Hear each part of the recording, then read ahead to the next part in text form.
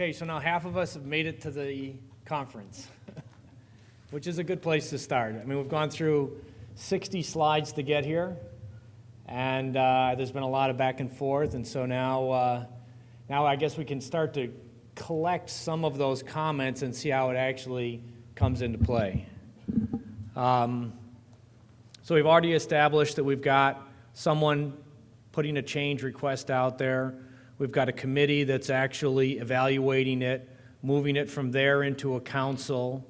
In preparation for getting to the conference, the councils have had some chance to work with these changes, and then we actually have an opportunity for dialogue, not unlike what we're having here today.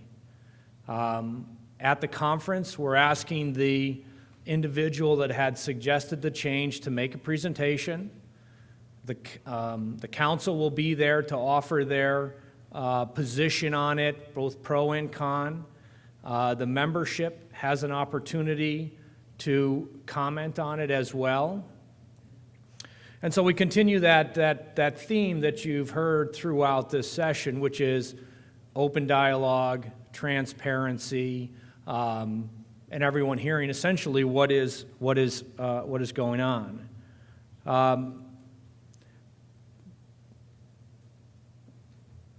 As we start looking at, and this is a slide actually that's bringing us to the run-up to that, right? So we were talking a little bit earlier about time frames. There is quite a bit of time. I worked on a technical committee, I worked on a steering committee.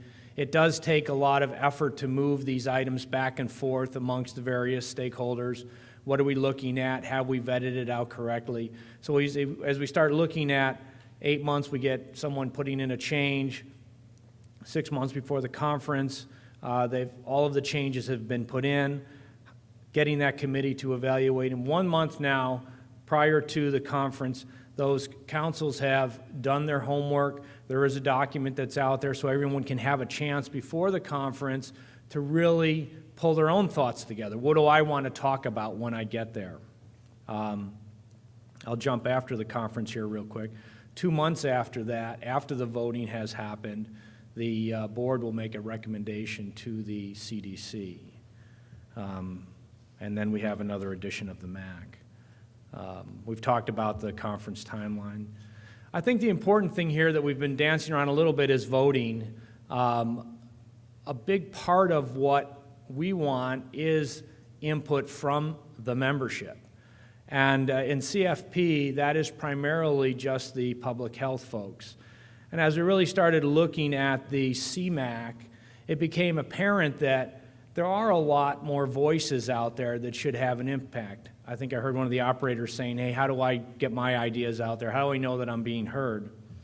And to that end, we've come up with a format here that allows for each of the various stakeholders to have their say. So when there is a vote, and I'll say this, on your membership forms, which I think there's some of those floating around the rooms, you essentially determine which of the 4 categories you're registering as a member under. So once you've registered as a member, when it comes to voting, the voting is essentially weighted by membership category. So public health has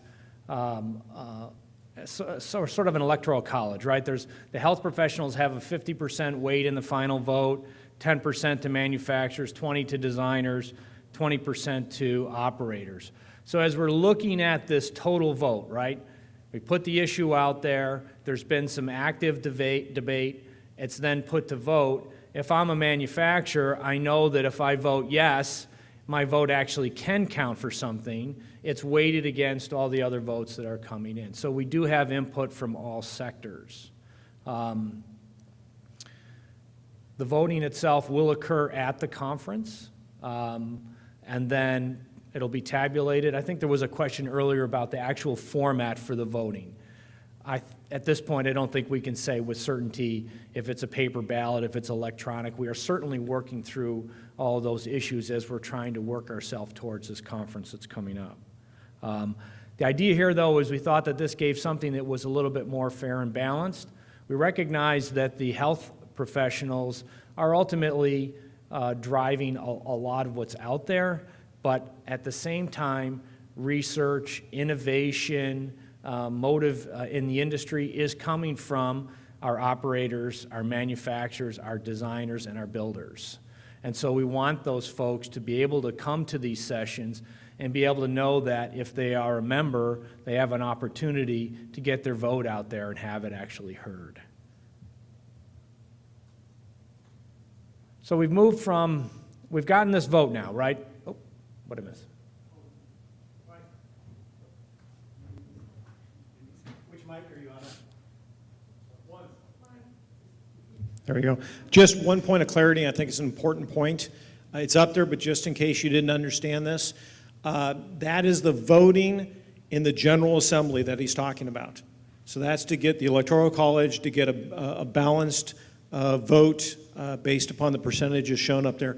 The voting at the Council or Technical Committee would be a simple up or down, which was what was being proposed, because that's already a balanced group. That's what's being proposed.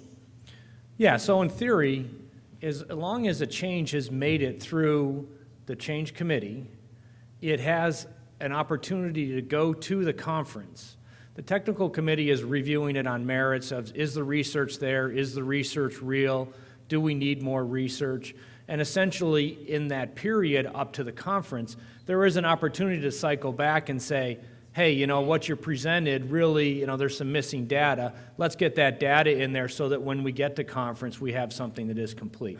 And so essentially, it's not so much a vote of the committees are saying that, or the committees are saying that they don't like it. It's more of a vote of, is this thought out sufficiently that that information can be presented to the membership? Because again, we want the membership to have an opportunity to have a say. And again, I keep stressing that has been a theme throughout this whole process, from technical committees, steering committees, boards. I'll also say that the concept here of this division of responsibilities amongst the various groups, that has also been a strong guiding factor in what we've done with our technical committees, boards, and even the board for the CMAHC today. I represent manufacturing and industry on the construction side. John's been on the board on operations. We have health professionals on the board.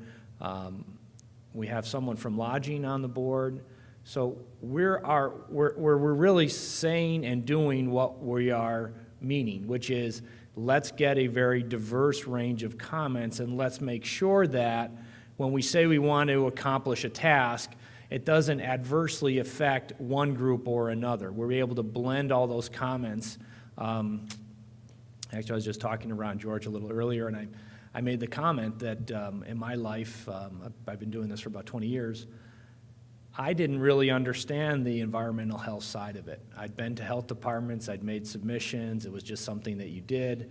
But in going through this process of hearing comments, working with various technical committee members, we've actually been able to understand and balance things out a lot better than I ever would have expected. So I approach things a little bit broader now. I think that the system that we've established is better for it, that it isn't singularly one thing or another. Which does bring us to the next piece of the puzzle. We've made our way through conference and voting. We still have to get to the CDC.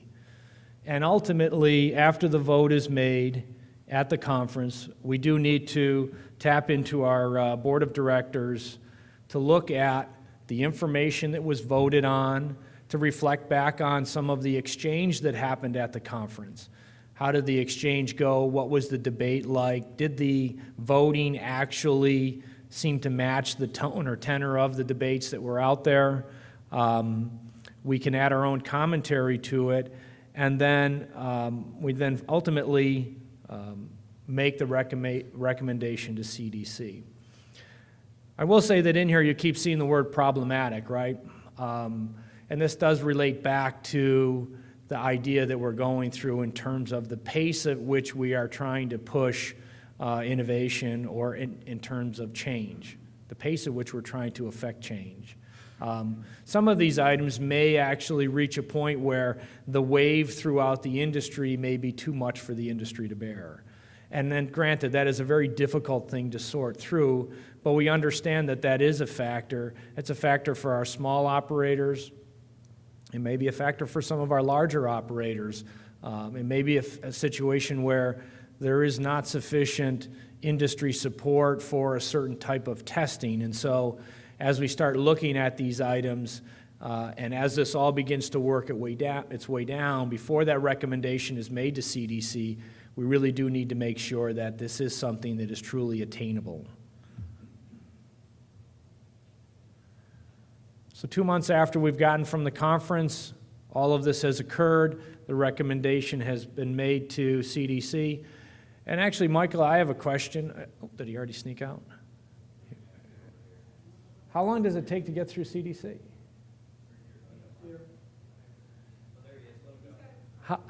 It just occurred to me, not fair perhaps, but we've made a recommendation to CDC, and there is certainly some period of time there that is, I assume, a little bit legal, a little bit research. So our own board of directors is skipping ahead in the slides. Okay, so basically what we think is that it will take 2 months for CFB to collate and get everything together to deliver it to CDC by December, and CDC will commit to posting it for the start of the swim season of the next year. So you will have subsequent sorts of things going. I think it's a little bit farther down there. I am a little bit. A little bit of problem following the rules. That's right. So, but I think it is, again, we're putting it out there because I'll be open about it, is that I think having an organization like CMAHC outside of the federal government is incredibly critical, because these types of groups play a very important process. Is that if I'm hit by a bus or Jason goes under, the building collapses, is our management all the way up the chain going to say, let's keep that going? Sorry, Jason. And I think it's always good to have an external organization that is a boot in the back end to say, you bet CDC you're going to get behind this and you're going to appoint new people and you're going to do all these things. We have a vested interest and we need this taken care of. And so it's a strong incentive to push CDC to do things. And even though I guess I'm flipping hats back and forth, deadlines help. If we commit to you, it's much harder to break a commitment. And so, if we say it's going to come out for Recreational Water Illness Prevention Week, the year after the meeting, then somebody's going to have a boot back there to make sure that we get it done. And we should be able to, because this is not like the process that we went through with the public comments where they all had to be addressed and da-da-da-da. We're going to get a really nice, clean document that's been voted on that's going to say, change this here at this part. It's not the same process. And so I think that at least from our standpoint, both environmental health and infectious diseases, we're committed to, if you put it out there, we'll follow it. And so we will always be, next edition is the year after the biennial meeting, is the way that we're looking at it now, to keep up to date. Thanks. So we're into another comment period. I think at this point you've been given a much broader vision of now start to conference. We've touched a little bit on what happens after the conference, so we'll open the floor up for commentary. Mary Ostrowski with the American Chemistry Council. How would a state or municipality that adopted the MAHC keep up with the biennial changes? Or could they adopt it in a way that they just stipulate all changes would be incorporated? Do you have any feedback on that? I don't have any specific feedback. There is quite a bit that occurs at the state level with building codes that is very similar to that. But Jason? Yeah, I think it's going to vary with each state. Each state has its own adoption cycles, its own process in which it goes about adopting code. And the thing with the MAHC is that it can be adopted all, in part, or none. The way we envision pieces of the MAHC being adopted early on is that, from feedback, is probably states and localities will take bits and pieces of it to update their codes as needed. And that's a very good question. We were actually receiving some online feedback about the last question, or the question before, saying that if a code comes out every 2 years, it's going to be difficult for my state to keep up. So we're being very receptive to that. And I would say that there is some historical perspective on this. If you look back with the FDA food code, it took about 10 years for the states to come around to completely adopting the FDA food code. So I don't really have a firm answer for you on how the states will proceed with that, but it's going to vary. And if I could, over time, what you'll see is with any code, as a state becomes more comfortable working with it, it'll be easier for them to adopt parts of it as it comes out. That's all I can really offer at this point from a 30,000-foot perspective. I'll just make another comment. Normally, you can't just refer to and adopt something that's not quite out yet, and that's not the way it's done. I think, again, because this is a national document, I think the issue about updating is really critical. The more we update, actually, the better, which is it may not be good for that state because they just adopted it, but it's good for the next state that is adopting in 2 months. And so you're constantly adopting the next version depending on your cycle. So it spirals up that eventually, in the next time the state that just adopted before you put it out, the next time they're up, they'll adopt the newest version. And so it essentially moves, everyone is incrementally moving forward, although they may not have the same versions. And that's what happens with the food code. So, I think it's a reasonable thing to make sure that we keep the MAC up to date so that whoever's adopting it now has a latest version that's within the last 2 years. That's what we really want to make sure. And then people will jump in, when they get back on their code adoption cycle, depending on what state it is. And adding to that, we will have a little bit better answer for you as we now take the MAC and start meeting with state agencies, understanding the rules of the game.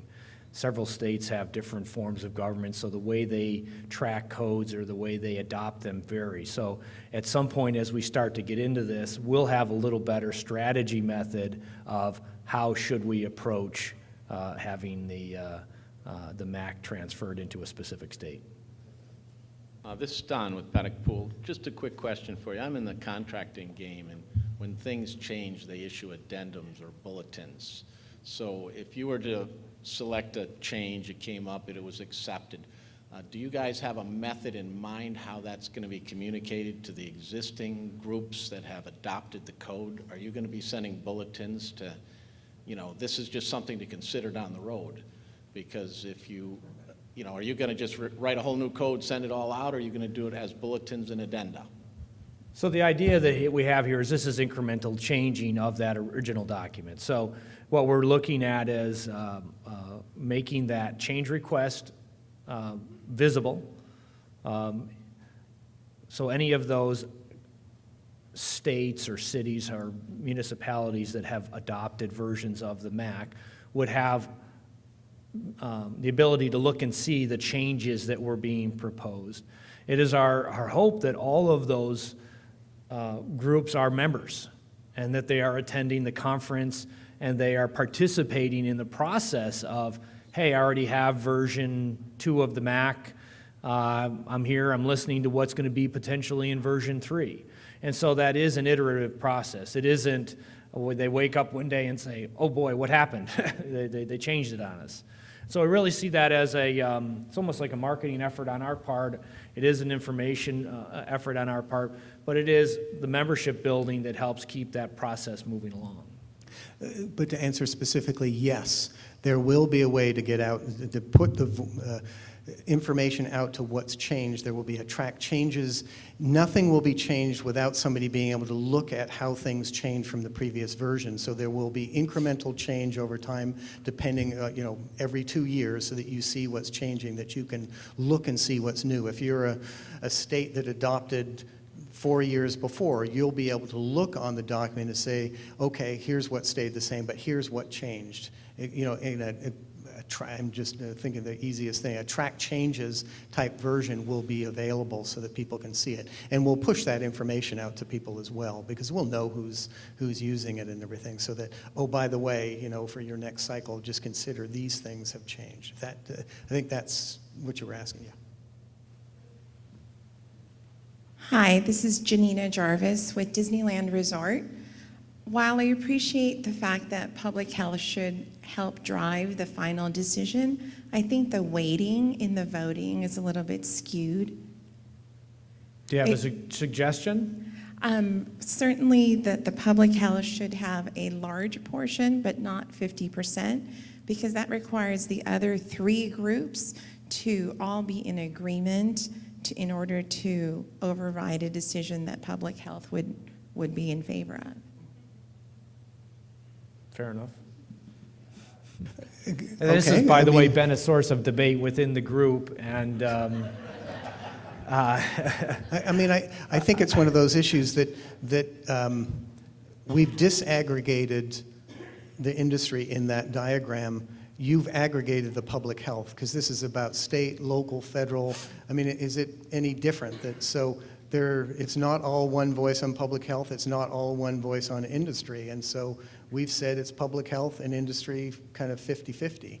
And there is no, who's the one voice, I guess, in public health? And I think Steve and we never agree on anything here that's in Oregon. So I think it's to be serious about it. I think that there are multiple voices within those groups that I hope that each and every one of us sees the importance of making sure that public health and safety is what drives this, and that we don't override that. And that the weighting is there because if we had every industry person sign up to vote, that is what would swing everything. And so that's why it's weighted from an electoral college standpoint, to make sure that we've seen in other instances that things get skewed the other way, and so we're trying to balance it, and so we will amend this diagram so that it doesn't look like one voice either for public health. This was a huge point of debate. Being an operator, I had the exact same issue, the exact same concern. I'm doing all of this, and public health is going to come along, and they're going to cast their vote, and that's it. Well, to be very, very clear, and he said it, but I want to make sure everyone understands. This is not the electoral college where they get a single up or down, all 50% goes one direction. They get 50% of the vote, but that group, that segment, 20% of that group may vote no, and 80% votes yes. They will not be in agreement. Trust me, I've been working with public health now for 7 years very closely. They don't agree amongst themselves. We as operators see them as they got one voice, one view. Well, in reality, they don't, particularly when you're dealing with all the various sectors of public health. So knowing that, and based on my experience with public health in this whole process, I've come to understand that they will take they'll have as many debates and issues and concerns as we have, and they'll bring as varied of an opinion as operators will bring, or as the designers will bring to the conversation. And so with that understanding, I got comfortable with this, also comfortable with the fact that this is a public health document. And so at the end of the day, Michael stood up and said, guys, you got to realize this is a public health document. That's what we're writing here, and therefore public health has to have a significant say in this. And frankly, a Conference for Food Health, they get 100%. I don't know if you guys understood that. They get 100% of the vote, as I understand it, okay? Public health. The fact that they're only getting 50% of the vote in what we're proposing here is the most significant departure from what's being done at a Conference for Food Protection. And that's a big step for the public health group, and I applaud them for taking that step and allowing industry and designers and operators to have half the voice at the table. That's a big deal. And we really have had a lot of success with blended groups. If you look back, as I said earlier, about the steering committees, the technical committees, the composition of those groups had health, operators, designers, builders. And so, we want to carry that forward. And so by the time it is getting to vote, we've heard a lot of information from the various stakeholders. So, just as we hear about it, Jim at our board meetings said when this was proposed and we talked about the options, and it was a one vote per state public health vote and everything, his comment was, well, that's not going to fly. And so, I think that keep that in mind, that all these nobody ever agrees on everything. And so I think this is going to be a good model for us. Did you, Jason? All right, let's see. This is Steve Kiefer with the Oregon Health Authority, and first I gotta say, Michael, I think we agree on a lot. I'm just vocal when I don't agree with you. But I do want to throw in there that I have never done any kind of rule making that didn't really have a large impact from the operator and industry side. I'm willing to voice my opinion, but at the end of the day, it's usually the group that says this is what the code is going to say. And so I think when you look at that 50%, you got to realize that we're not dictators. We don't have the ability to just go out there and say, this is what you're going to do. And with the Model Aquatic Health Code, that's a Model Aquatic Health Code. It isn't going to come into my state and be adopted without us going through a rule-setting procedure, which is going to involve the industry, the operators, the consumers, and they are going to have to go through that code line by line and say, we like this, we don't like this. And so I think there's plenty of places for input and where changes can be made. I do agree that we need to keep the rule up to date, the code up to date, because we do need to have the most current version when we decide to go into a revision. But it's likely to take me 5 or 6 years based on our staffing, to actually get something adopted. And our food code just got adopted. It's 3 years, almost 4 years now since we started that process. We're using the 2010 code. It just doesn't happen that you can do quarterly updates. Great. Hi, Dave Gifford again, the food guy. I'll be brief. And I'm not here to defend CFP, but I think it is important. I think there's been some miscommunication about voting at CFP. Yes, the final assembly of delegates are representatives of the 50 states and the 50 state health departments, and that is the final vote that happens at CFP.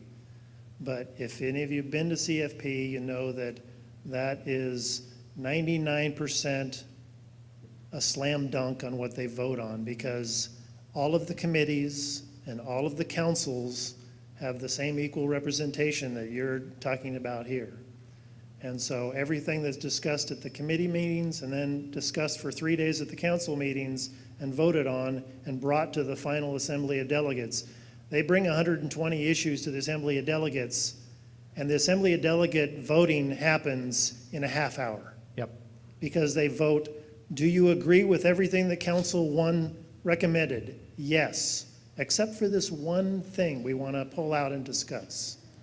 So to say that CFP is 100% public health, I think is a little disingenuous. But I think the other point I want to make is that they got to that for a reason.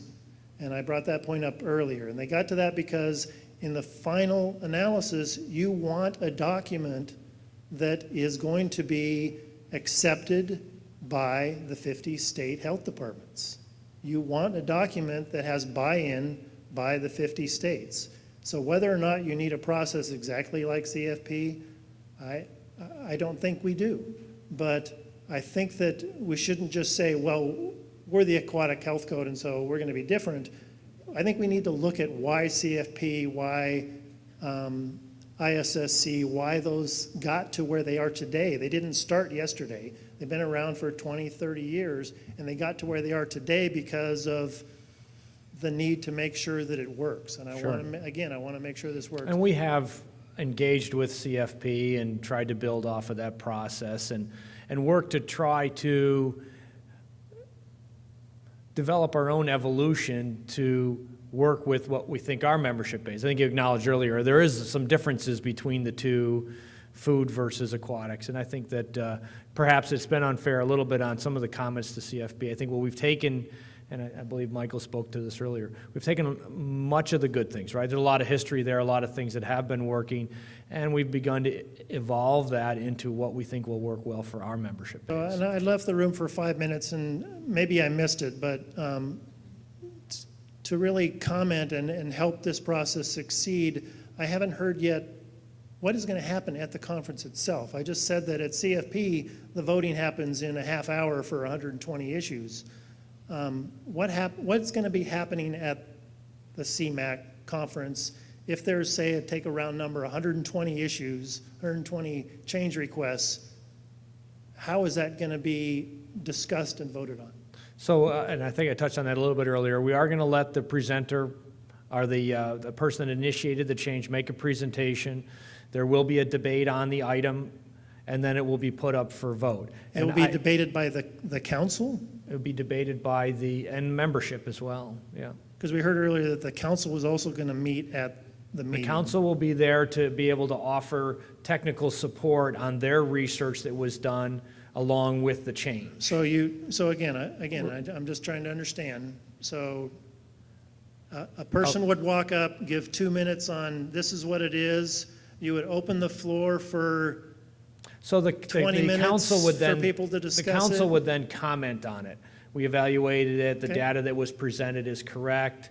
The council is not necessarily offering a vote or position. They're just Okay. saying, we've reviewed it, the information is here. Okay. And then it's offered for any external debate by the membership. For how long? Well, those are the things, right? So as we start to work this out, that has to be established, and I don't know that we know that today. Okay, I'm trying to help it. Because otherwise it could go I'm trying on to for help it days, work, right? 'cause let's take minimum. Let's say you debate for 15 minutes. minutes at the most, and then you have a vote. Yeah. That's 4 issues an hour. You have 100 issues. Yeah, there are some logistics there, certainly. But I think coming back around to it, our goal is to try to make sure that we are getting membership input, right? So granted, maybe there are different segments, or the councils are all divided up so that there are multiple voting sessions going on. We still need to hammer that out, but we recognize at the bottom of all of this, we want membership input, and we're trying to sort out a system that still allows for that. So let's be careful, David. I think we're getting into way too much CFP detail here, and that I think we're up here, and Yep. we're trying to get input about the overall thing. We will work on the details and the structure and all of the fine things later. We've got to make sure that we make it through the umbrella. Do we agree with the overall structure that we're talking about and some of the overall things? This is going to work. I mean, we'll worry about the other details as we get to them, but let's make sure that we bought into the overall structure and the questions on here. Thanks. All right, this is Francine again from Whitewater, and I guess I'm hoping I'm not being redundant, but I would say that I would assume that you're going to get each member to categorize themselves. So they're going to decide if they are if they're public health, or if they are manufacturer, or if they are some other category. Correct. So then, based on that, I think it does get a little bit messy if you look at the percentages. You may find that your membership never meets the percentages that are there. So what I would suggest to you is to say that if there are ranges that you have to meet in order for them to be able to be representative. So if all of a sudden you pack the house with public health and you don't have enough of the other ones to kind of keep it in check, then you may have to say, well, we may have to reduce the number of voting members in order to meet that balance. I guess my point is, however it needs to happen, you need to have balance. Correct. Because what you'll have is either a ton of manufacturers saying, no, I like my piece of equipment and its interests need to be addressed here. At the same time, I do know that the membership is gonna fluctuate all the time. So I would just find a way to have that level of balance and really focus on the expertise, because you can have a lot of people that have public health in mind, but maybe they don't have the background or the expertise to make that ultimate decision. So, and maybe let me just double back. We could have 5,000 manufacturers vote, but that weight is only still 20% of the final vote. If there's only 5 health people, they're still 50% of the vote. And so maybe we're still looking, obviously we want distribution, we want the vendors, we want the designers in there, but at the end of the day, we're trying to we're trying to balance or remove the imbalance, if you will, by saying regardless of however many people have registered in the categories, when we boil it all down, the percentages of their votes are how we're distributing them here. And I would just caution that you might end up with 5 public health people deciding for 50% of the vote that's going to affect 300,000 pools across the country. Potentially, yes. And so the point here is that then it moves to the board, right? And so there are some checks and balances. We're not trying to make this, we're not trying to have that situation occur, right? We recognize, and I mentioned that earlier with the word problematic, right? As we start looking at this and saying, maybe that's not going to work. I will say that, and having gone through this process, a lot of environmental health people are also thinking, hey, some of this stuff my people can't do. You're creating a problem for me. And so there is a flip side to all of this. And so that's where, for me, it was kind of eye-opening going, some of these things really won't work. So I think that we've built so much into this process that those items should find their way up to the surface and get discussed. Just make a point, Francine. I think it's a perfect point, but so far in the registration, both for this meeting and for membership, that's not the way it is. Okay. It's spread all over, so it works just like, it'll work perfectly like this. So there's a very broad representation that we see. Well, look around the room, that's essentially what the membership is like, the same way. And so we hope that that will continue. But yes, we need to be careful, and we'll be monitoring it because we can do the data on it and see kind of how that's spread around. Okay? Delbert Bell from Oregon again. The breakdown that as I see it is disproportionate, particularly in terms of the consumers. This is why we are doing the whole thing. We want to protect the consumer. We want the consumer to have a good and enjoyable time. Let's take part of that pie, chop it up a little differently, move the consumer to a particular section. Give them a whole chunk.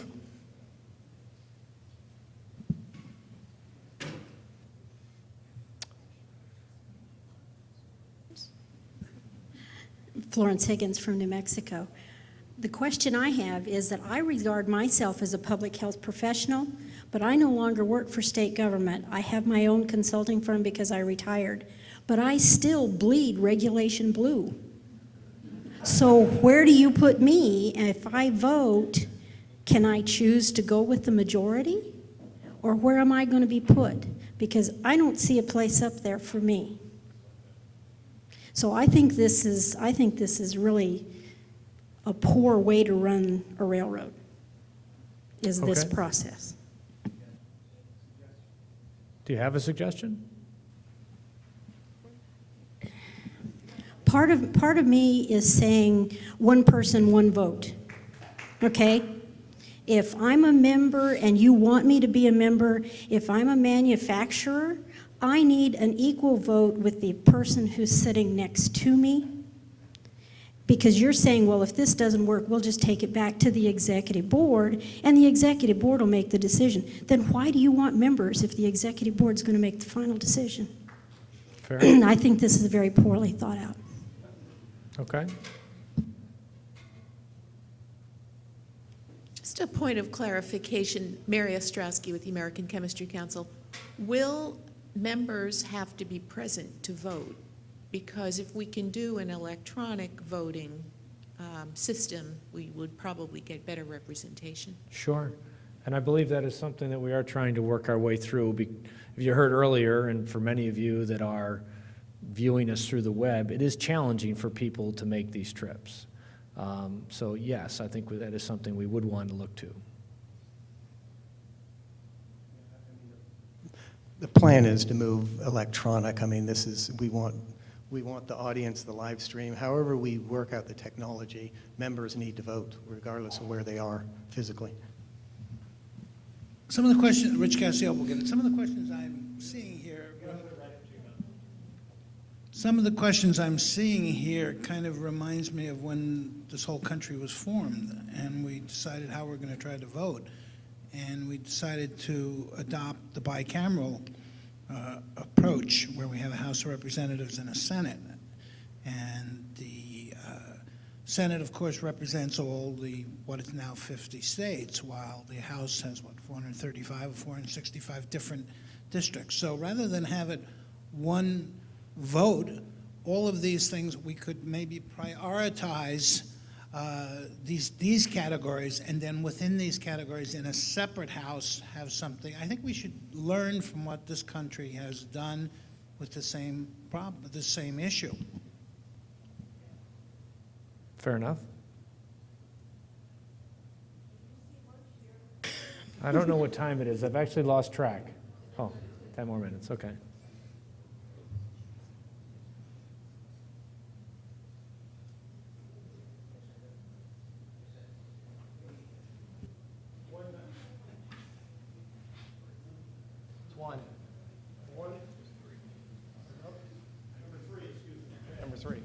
All right. I do want to, the comment about this being ill-conceived, I will tell you it's a lot of forethought went into this, and it was to address some very specific issues, and that being the concern that this idea of membership and who joins, who has the ability to join, cost of membership, you got to support the organization. There's some practical things here going on.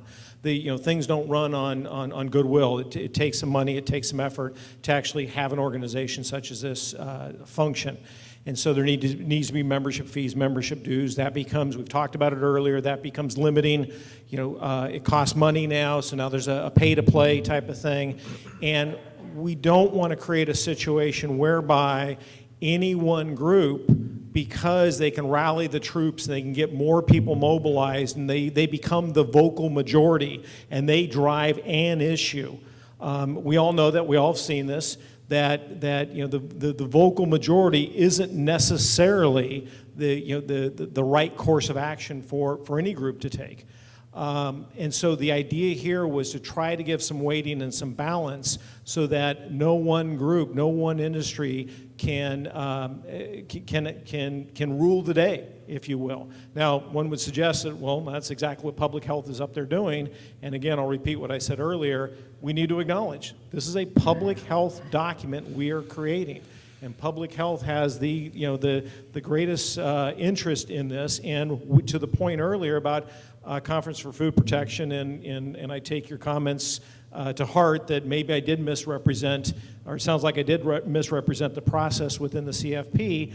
But at the end of the day, they are the ones, they've developed a process whereby, that one vote per state, because ultimately we have to have a document that the departments of health, the regulators are going to adopt. They're going to see as a sound document. It's not being driven by industry. It's being driven by sound science, good practice, and that there's broad representation and an appropriate representation for the recommendations that are coming up and ultimately being presented to the CDC. And the only other comment I would make is, being a board member, I do hear the concerns about what the power the board would have. And I take to heart the idea of, why should we put the effort in if ultimately the board's going to do what they want?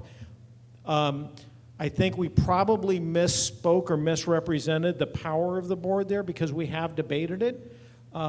And because the comments that have been made, and I heard a few claps in the room when that comment was made, we do need to consider and reword that and rethink about what exactly the board can do and should do with the recommendations, with the vote that comes out of the conference. So I just wanted you to know that we've heard that.